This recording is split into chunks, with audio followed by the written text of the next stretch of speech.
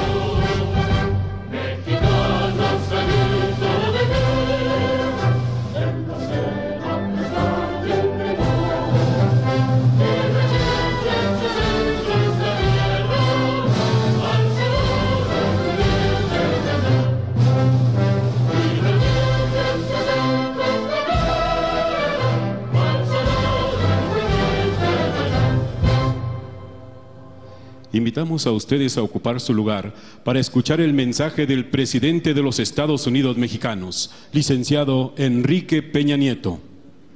Muchas gracias.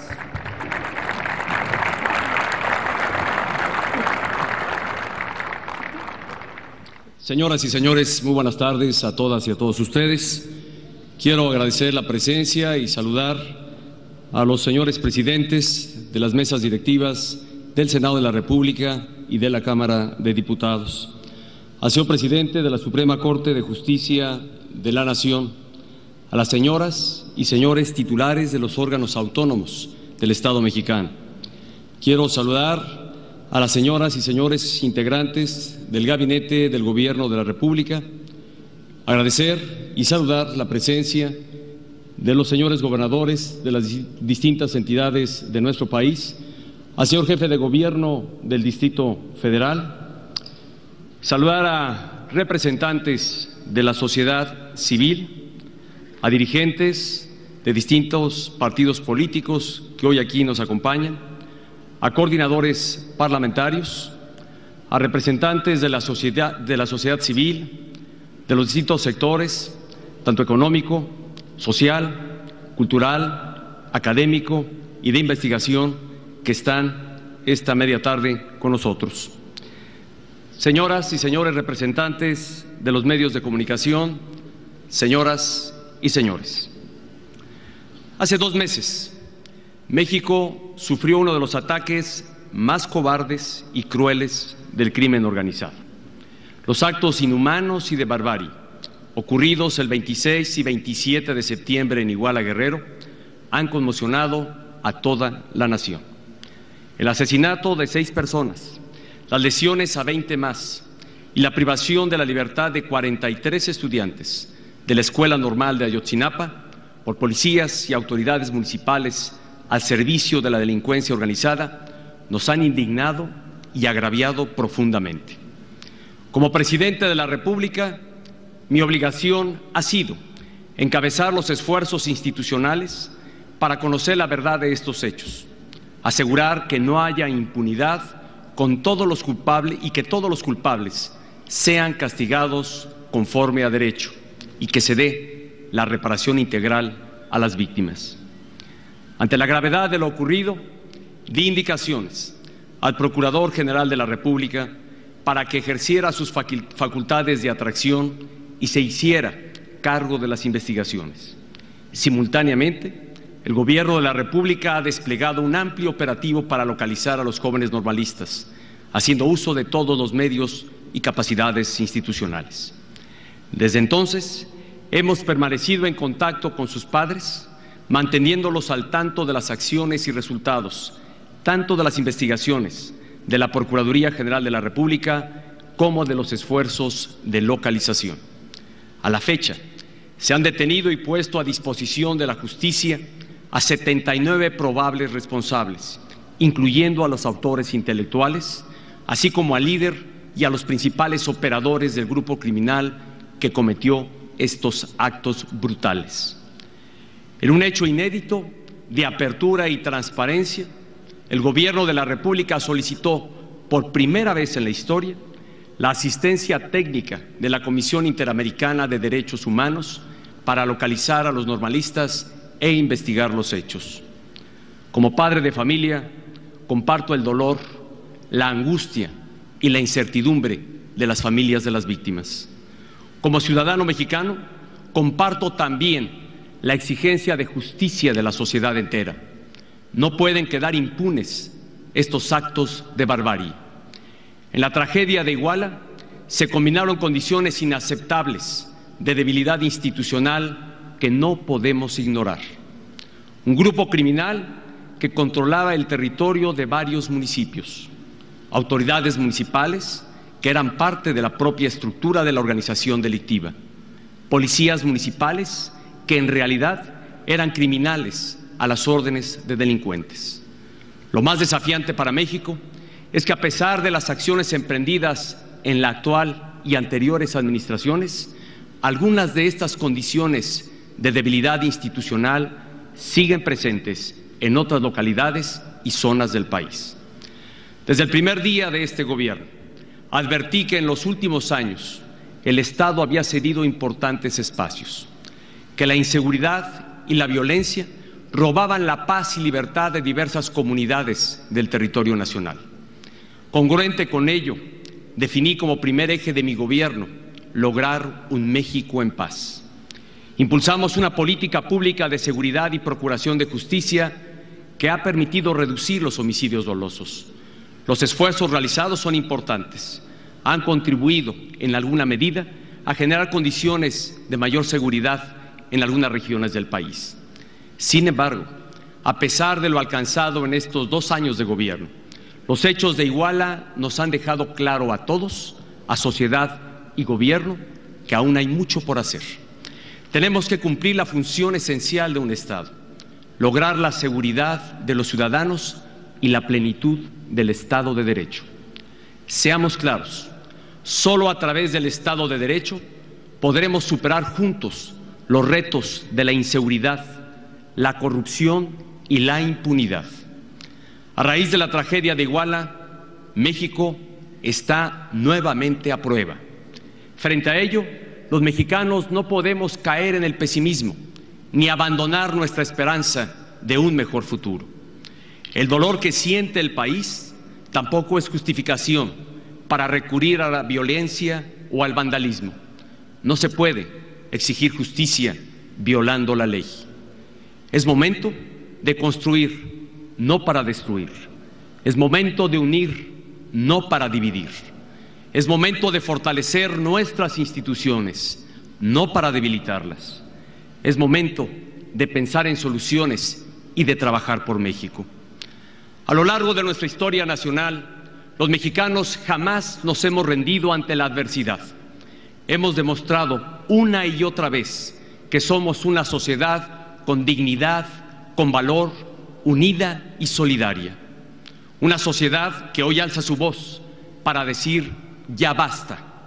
Las personas que han salido a las calles en México y en distintas partes del mundo, las expresiones de solidaridad con los estudiantes de Ayotzinapa, de artistas, intelectuales y deportistas, las miles de inconformidades difundidas en redes sociales, así como las opiniones de articulistas y columnistas, todas coinciden en un punto fundamental, que México no puede seguir así. Y tienen razón. Después de Iguala, México debe cambiar. Por ello, como un mexicano más, me sumo al clamor ciudadano que exige justicia. Y como presidente de la República, y dejo de manera muy enfática, asumo la responsabilidad de encabezar todos los esfuerzos necesarios para liberar a México de la criminalidad, para combatir la corrupción y la impunidad. En suma, construir un pleno Estado de Derecho. No hay soluciones simples ni caminos cortos. Convencido de ello, he decidido impulsar cambios de fondo que permitan mejorar la seguridad, la justicia y el Estado de Derecho en México.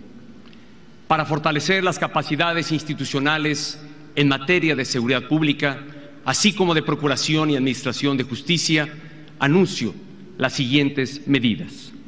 Primera, el próximo lunes enviaré una iniciativa de reforma constitucional que facultará al Congreso a expedir la ley contra la infiltración del crimen organizado en las autoridades municipales. Esta nueva ley establecerá el mecanismo para que la Federación asuma el control de los servicios municipales o, en su caso, se disuelva un ayuntamiento cuando existan indicios suficientes de que la autoridad local está involucrada con la delincuencia organizada. De esta manera, se tendrán instrumentos eficaces para intervenir cuando exista colusión del crimen organizado con las autoridades municipales. México necesita decisiones audaces y firmes. Esta es una de ellas, y estoy seguro de que la ley contra la infiltración del crimen organizado en las autoridades municipales será fundamental para reconstruir nuestro Estado de Derecho en toda la geografía nacional. Segunda medida, se redefinirán con absoluta precisión y claridad las competencias de cada autoridad en el combate al delito, tomando en cuenta las fortalezas institucionales de los distintos órdenes de gobierno. Cuando la responsabilidad es de todos, en realidad no es de nadie. Desafortunadamente, así ocurre con la persecución de varios delitos. En los últimos años, se ha reformado varias veces la Constitución, derivando en un complejo sistema de competencias penales que genera dispersión de responsabilidades, confusión en la aplicación de la ley y, lo más grave, impunidad.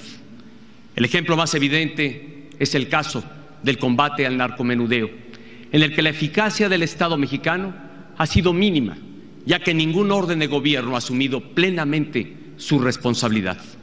Además, el diagnóstico nos muestra que la reforma sobre el narcomenudeo es una de las principales causas de la infiltración del crimen organizado en las estructuras policiales municipales. Para revertir esta situación, el mismo lunes de la próxima semana estaré enviando al Congreso una iniciativa de reforma constitucional que redefine y da claridad a todo el sistema de competencias en materia penal. Así, nadie podrá usar como pretexto el complejo sistema de competencias penales para rehuir sus responsabilidades. Tercera medida, la creación obligatoria de policías estatales únicas. Como país, llevamos años debatiendo este tema, este cambio, y hasta hoy hemos sido incapaces de ponerlo en práctica. México no puede seguir esperando más. Este lunes enviaré al Congreso de la Unión una iniciativa de reforma constitucional para crear las policías estatales únicas. Esto implicará crear un nuevo modelo policial. Será un cambio cuantitativo y cualitativo. Pasar de más de 1,800 policías municipales débiles, que con facilidad pueden ser corrompidas por la delincuencia, a 32 sólidas corporaciones de seguridad estatal que sean más confiables, más profesionales y más eficaces. Estas policías, además, estarán homologadas en sus niveles de profesionalización, protocolos, equipamiento y tecnologías de la información y comunicación. Si queremos tener policías eficaces y honestos, el Estado debe ofrecerles un proyecto de vida y pagarles bien. Esta reforma implicará un enorme reto presupuestal y por ello requerirá un proceso de transición administrativa responsable que dé prioridad a las entidades con mayor urgencia de atención. En ese sentido, la iniciativa propone que los primeros 4 estados en adoptar este modelo sean Guerrero, Jalisco, Michoacán y Tamaulipas.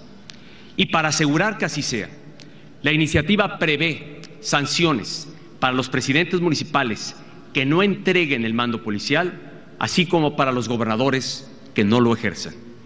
Reconozco a los 31 gobernadores y al jefe de gobierno del Distrito Federal que han manifestado su respaldo para adoptar esta reforma en sus estados, demostrando su compromiso con la legalidad y con México. Este gran esfuerzo por construir policías estatales eficaces se complementará con una cuarta medida: acelerar la creación de un teléfono único para emergencias a nivel nacional. En coordinación con el Instituto Federal de Telecomunicaciones, trabajaremos para que los mexicanos cuenten con un número único para pedir auxilio en casos de urgencia y poder acceder a otros servicios de ayuda y orientación. Propongo al titular de este organismo se estudie la posibilidad de que este número sea el 911, por ser el más reconocido y el más empleado a nivel mundial. El objetivo es que la población cuente con una respuesta inmediata de sus autoridades y cuerpos de emergencia. Además de facilitar la denuncia ciudadana, el número único permitirá recopilar datos y analizar información para mejorar la eficacia de las policías en el combate a la delincuencia. Quinta medida que habremos de impulsar es el establecimiento de una clave única de identidad. En pleno siglo XXI, México carece de un registro confiable de su población. Esto representa un obstáculo para dar certeza a los actos jurídicos, a la eficacia en la prestación de distintos servicios públicos y privados, así como a las labores de seguridad pública. Para hacer realidad la clave única de identidad, no partiremos de cero. El país ya cuenta con los registros del Instituto Nacional Electoral, del Instituto Mexicano del Seguro Social y del Seguro Popular. Se trata de que todo mexicano cuente con un número de identificación personal que le permita acceder más fácilmente a trámites y servicios gubernamentales, así como al sistema bancario y financiero. Como sexta medida, en lo inmediato, he ordenado al Gabinete de Seguridad que realice un operativo especial en la región conocida como Tierra Caliente. A partir de él, se ampliará el despliegue de las fuerzas federales, principalmente en los municipios de los estados de Guerrero y Michoacán. También he instruido que se incremente el apoyo de las fuerzas federales en los municipios que lo requieran de los estados de Jalisco y Tamaulipas. Como séptima medida, impulsaré acciones y reformas adicionales para hacer efectivo el derecho humano a la justicia. El pasado lunes, en los estados de Durango y Puebla, entraron en vigor los juicios orales en materia penal para el fuero federal. Ello demuestra la firme determinación del Estado mexicano de cumplir en los tiempos establecidos con la reforma constitucional alcanzada en el año 2008. No habrá prórroga a la fecha límite establecida por el constituyente mexicano. Castigar al responsable de un delito y proteger al inocente es un mandato constitucional que no se debe posponer. Pero la justicia no se agota, hay que decirlo, en el ámbito penal. Hay una justicia olvidada, la justicia cotidiana, aquella que demanda a la mujer a quien le niegan el divorcio, el trabajador al que no le pagan su salario o quien no puede cobrar una deuda. La justicia cotidiana es la que exige el ejidatario que pierde su tierra sin razón, el propietario a quien no le pagan la renta, el consumidor que no recibe el producto por el que pagó o el ciudadano que fue víctima de un abuso de autoridad, por mencionar algunos casos. Esta justicia suele ser lenta, compleja y costosa, lo que provoca que la mayoría de los mexicanos no pueda acceder a ella con facilidad. A pesar de esta realidad, que es evidente, no se han presentado soluciones de fondo a estos problemas.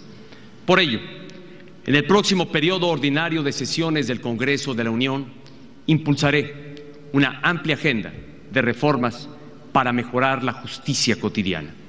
Para enriquecer estas iniciativas, le he solicitado al doctor Sergio López Ayón, director general del Centro de Investigación y Docencia Económicas, una de las instituciones más prestigiadas del país, que organice foros de consulta con juristas, académicos y representantes de la sociedad civil. Al finalizar sus trabajos, en un máximo de 90 días, recibiré sus propuestas y recomendaciones, y por ello le agradezco a este Centro Público de Investigación su compromiso con México. Por su parte, en cuanto al respeto y protección de los derechos humanos, México cuenta con uno de los sistemas normativos más robustos del mundo. Sin embargo, aún prevalecen retos importantes en esta materia. Como octava medida, se llevará a cabo un conjunto de acciones que fortalecerán y pondrán al día los instrumentos para proteger los derechos humanos. Estas acciones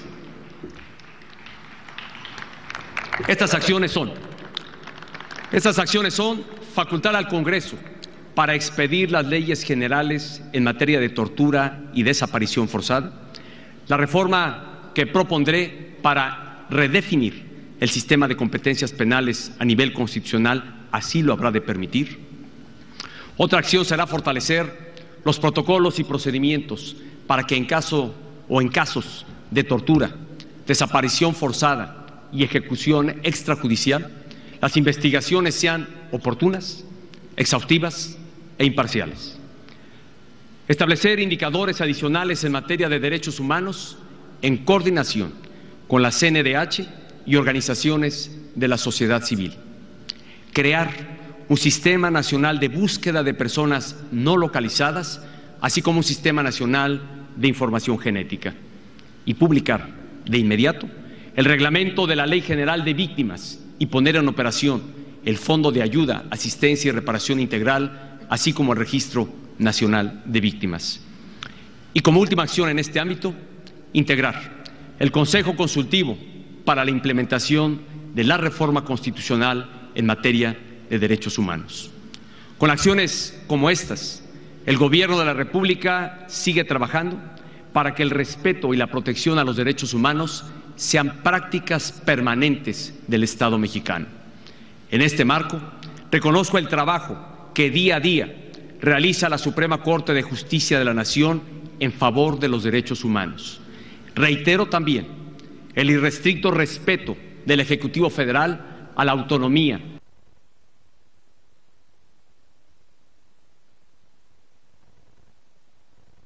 para asegurar la vigencia plena del Estado de Derecho es el combate eficaz a la corrupción. Por ello, como novena medida, promoveré con estricto respeto a la división de poderes la pronta aprobación de diversas leyes y reformas en materia de combate a la corrupción que ya se encuentran en estudio y discusión en el Congreso de la Unión. En primer término, expreso el decidido respaldo del Ejecutivo Federal al Sistema Nacional Anticorrupción, que actualmente están debatiendo las diversas fuerzas políticas.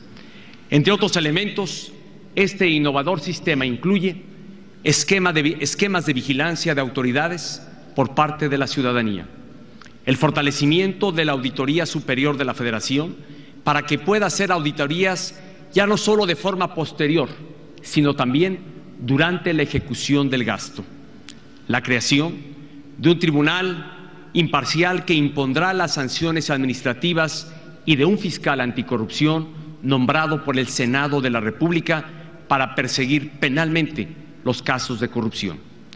La ciudadanía también contará con mecanismos ágiles para denunciar los hechos de corrupción y lograr que sean sancionados. Y para enriquecer este sistema, en este momento también propongo sanciones ejemplares para empresas que incurran o se coludan con alguna autoridad y que caigan en corrupción. Asimismo, manifiesto el respaldo del Ejecutivo Federal a la ley reglamentaria de la reforma constitucional en materia de transparencia. De manera similar, exhorto a la Cámara de Diputados a analizar, discutir y, en su caso, aprobar la iniciativa de reforma a la Ley de Obras Públicas y servicios relacionados con las mismas, que le envié hace poco menos de un mes. Este ordenamiento asegurará que los recursos destinados a obras públicas se administren con mayor eficiencia, transparencia y honradez. y con apego a las mejores prácticas internacionales. Esta reforma propone la figura de proyecto de magnitud o alcance relevante, es decir, que la licitación y el desarrollo de los megaproyectos cuenten con mecanismos de supervisión y auditoría especializados durante el proceso de contratación o ejecución de la obra. La iniciativa también promueve el uso del sistema Compranet para asegurar la transparencia y obtener las mejores condiciones en la contratación de obras. Adicionalmente, con el fin de garantizar la legalidad de estos procedimientos, se establecen nuevos tipos administrativos para sancionar a los licitantes, contratistas y servidores públicos que evadan la ley. En suma, se trata de una legislación de avanzada que previene actos de corrupción en la contratación de obra pública. Y finalmente, como 10ª medida, esta Administración seguirá promoviendo los principios de transparencia, rendición de cuentas, participación ciudadana e innovación esenciales en un gobierno abierto como México se lo ha propuesto ser. Seguiremos promoviendo instrumentos que brinden a la ciudadanía los datos y la información pública en formatos útiles y de más fácil acceso. Y en este sentido, por ejemplo, he instruido a la Secretaría de la Función Pública para que desarrolle un portal de información sobre los proveedores y contratistas de toda la Administración Pública Federal. De esta manera, cualquier ciudadano podrá conocer en un solo sitio el número y monto de los contratos de cada dependencia federal o de cada empresa que preste sus servicios a la Administración Pública Federal. Estas 10 medidas tienen como objeto fundamental fortalecer el Estado de Derecho en México. Sin embargo, los trágicos acontecimientos en Iguala también revelan una dimensión social y económica detrás de la violencia y la debilidad institucional. La justicia que queremos va más allá del ámbito legal. Incluye también la reducción de la pobreza, la marginación y la desigualdad que padecen los estados del sur del país. Hoy existen 2 Méxicos: uno, inserto en la economía global, con crecientes índices de ingreso, desarrollo y bienestar. Y por el otro lado, hay un México más pobre, con rezagos ancestrales que no han podido resolverse por generaciones. La desigualdad regional cada vez es mayor en los estados de la frontera norte y del Bajío respecto a los estados de Guerrero, Oaxaca y Chiapas. Mientras que en los primeros, su Producto Interno Bruto per cápita creció 40% en los últimos 20 años, en los segundos prácticamente no aumentó. Peor aún, estas disparidades, lejos de reducirse, se están ampliando con el paso del tiempo. Como país, no podemos continuar por esa ruta de desigualdad y división, pensando que la única alternativa es la contención de la pobreza con medidas asistencialistas. El sur requiere una estrategia de desarrollo integral, inmediata y de gran alcance, que implicará la solidaridad de todo el país con el México más necesitado. La paz también se construye con desarrollo y corresponde a todos dar prioridad a la región que se está quedando atrás. La mayoría de los conflictos sociales y políticos más graves del país tiene su origen precisamente en la falta de desarrollo de los estados de Chiapas, Guerrero y Oaxaca. Para revertir esta situación, tan solo en infraestructura, el Gobierno de la República está invirtiendo más de 195,000 millones de pesos en estas 3 entidades del sur. Estas inversiones incluyen importantes autopistas, como la intercostera que va de Michoacán hasta Puerto Chiapas, la Oaxaca-Salina Cruz o la modernización de la Tuxtla Gutiérrez, Comitán-La Trinitaria. Igualmente contempla infraestructura hospitalaria como los hospitales generales de Coyuca de Catalán y Acapulco en Guerrero o el Hospital General del Seguro Social en Tapachula, Chiapas. El Programa Nacional de Infraestructura también incluye proyectos estratégicos como los gasoductos del corredor transísmico, el de Salina Cruz a Tapachula o el de Lázaro Cárdenas a Acapulco, que permitirá introducir el gas natural por primera vez a esta región del país. Sin embargo, las acciones en favor de estos 3 estados del sur no pueden limitarse a inversiones en infraestructura o en programas sociales. La gravedad del momento nos debe llevar a innovar y a proponer lo que nunca se ha intentado. Es necesario crear nuevos polos de desarrollo industrial en esta región para crear empleos formales y bien remunerados. Por ello, por primera vez en nuestra historia, propongo que se establezcan 3 zonas económicas especiales en la región más atrasada del país. Estas serán el Corredor Industrial Interoceánico en el Istmo de Tehuantepec, que conectará al Pacífico con el Golfo de México, la segunda en Puerto Chiapas y la tercera en los municipios colindantes al puerto de Lázaro Cárdenas, tanto de Michoacán como de Guerrero. Una zona económica especial es un área en la que se ofrece un marco regulatorio e incentivos especiales para atraer empresas y generar empleos de calidad.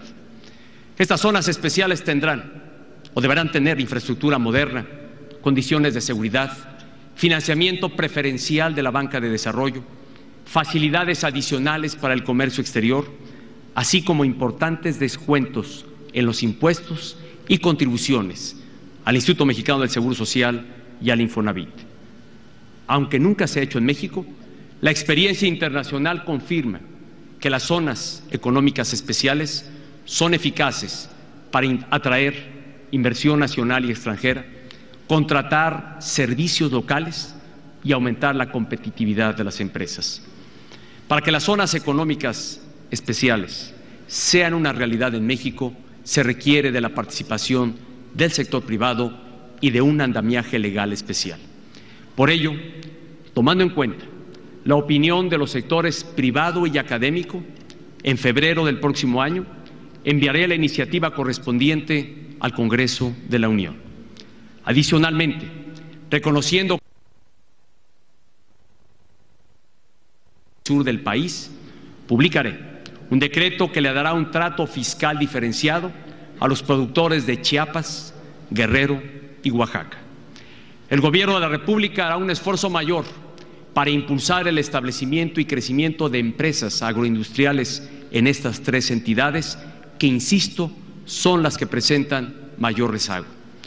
Junto con estas acciones, también se impulsará la formación de sus jóvenes y, en este sentido, se apoyará a sus escuelas normales rurales, se establecerá un programa especial de becas y se promoverá la investigación científica a través del CONACYT. El desarrollo del sur no puede seguir esperando más. En consecuencia, se tomarán acciones como las siguientes: un plan emergente de empleo temporal que beneficiará directamente a más de 300,000 familias, 2,000 millones de pesos adicionales en créditos para las pequeñas y medianas empresas a partir de garantías de la banca de desarrollo, programas emergentes de impulso al campo con inversión de 4,000 millones de pesos adicionales en crédito, un programa de renovación y repoblamiento de los cafetales, un programa inmediato de pavimentación para los próximos 6 meses con la inversión de 1,500 millones de pesos, así como un decreto de medidas de apoyo fiscal para Acapulco debido a las condiciones sociales que ha enfrentado recientemente y que hacen urgente la reactivación de su economía. Todas estas acciones tendrán un impacto positivo en el corto, mediano y largo plazos, generando nuevas oportunidades para el desarrollo económico y social de Chiapas, Guerrero y Oaxaca. En esta ocasión, reitero que la próxima semana enviaré una iniciativa para desvincular el salario mínimo de diversos precios y tarifas de la economía. Con esta medida, se busca que el país pueda tener un debate serio y amplio sobre las medidas que permitan elevar el ingreso de los mexicanos. Para asegurar el éxito de las medidas que hemos anunciado en favor del Estado de Derecho y del desarrollo del sur, estaré convocando a la sociedad civil para que a través de observatorios ciudadanos vigilen y evalúen el avance de cada una de ellas. México tiene una buena sociedad, una sociedad democrática, responsable, crítica y cada vez más participativa. Su acompañamiento y respaldo serán fundamentales frente a los nuevos retos que tenemos por delante. Por ello, he dado indicaciones a las Secretarías de Gobernación y de Desarrollo Social para que amplíen todavía más los espacios de participación de las organizaciones de la sociedad civil. El Gobierno de la República es un gobierno abierto, dispuesto a escuchar y a tomar en cuenta la voz, la experiencia y las propuestas de la ciudadanía. Sumando los esfuerzos de todos, México podrá construir un mejor futuro. Señoras y señores,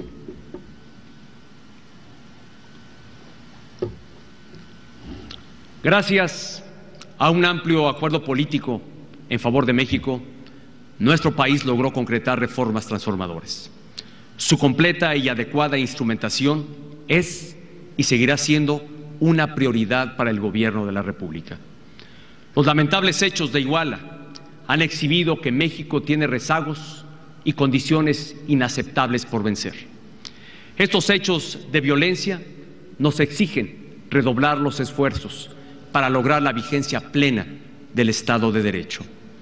Nuestro país se ha estremecido ante la crueldad y la barbarie. El grito de "Todos somos Ayotzinapa" demuestra ese dolor colectivo. El grito de "Todos somos Ayotzinapa" es ejemplo de que somos una nación que se une y se solidariza en momentos de dificultad. El grito de "Todos somos Ayotzinapa" es un llamado a seguir transformando a México.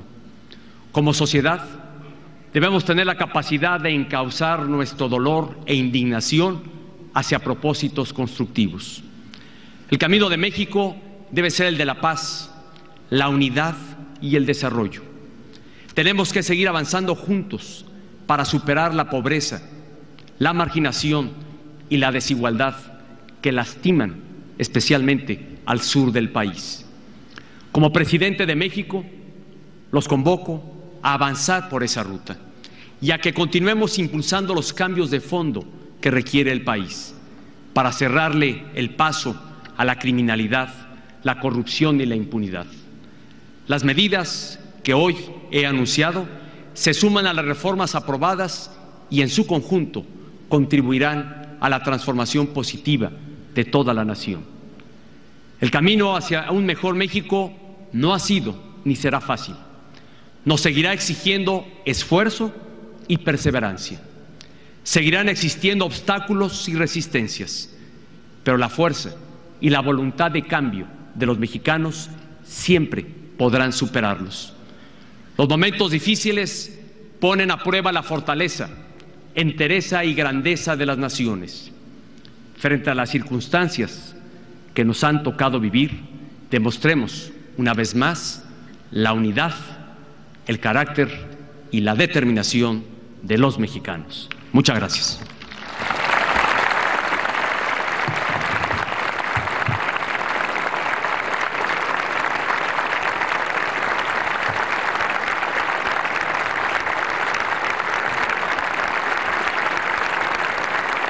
Damas y caballeros, se despide de ustedes el presidente de los Estados Unidos mexicanos, licenciado. Así concluye este mensaje de aproximadamente 38 minutos que ha dado el presidente Enrique Peña Nieto, acompañado del gabinete y de los poderes tanto legislativo como judicial, además de gobernadores, en donde delineó 10 acciones en concreto. Y además de ello, habló de desarrollar en el sur del país zonas económicas especiales para Oaxaca, Guerrero y Chiapas, de enviar una iniciativa para desvincular el salario mínimo. Entre las leyes y acciones, estas 10 acciones que ha anunciado el presidente Enrique Peña Nieto en este momento, está la ley contra la infiltración del crimen en autoridades municipales. Está también el envío de una iniciativa de reforma constitucional en materia penal. Habló también, en tercer lugar, de la creación, eso lo quiere impulsar, la creación de una policía estatal única que arrancaría primero en los estados de Guerrero, de Jalisco, de Michoacán y de Tamaulipas. Como cuarta acción habló de un número telefónico para combatir a la delincuencia al estilo del 911 que tiene en los Estados Unidos. En quinto lugar habló de la creación de una clave única de seguridad. En sexto lugar, un operativo especial en Tierra Caliente. En séptimo lugar, propone acciones y una reforma constitucional para hacer efectivo el derecho humano a la justicia. También, como octavo punto, delineó acciones para proteger los derechos humanos, y aquí varias acciones en concreto, algunas de ellas como la creación de un sistema nacional de búsqueda de personas no localizadas, facultar al Congreso para expedir leyes en contra de la tortura y la desaparición forzada de personas. En noveno lugar, combate a la corrupción, esquemas que le den herramientas para un mejor combate a la corrupción. Aquí también agregó como décimo punto la transparencia, la rendición de cuentas y la participación ciudadana para lograr un gobierno abierto que incluya un portal, la creación de un portal en donde se va a poner toda la información de quienes sean contratistas del gobierno federal.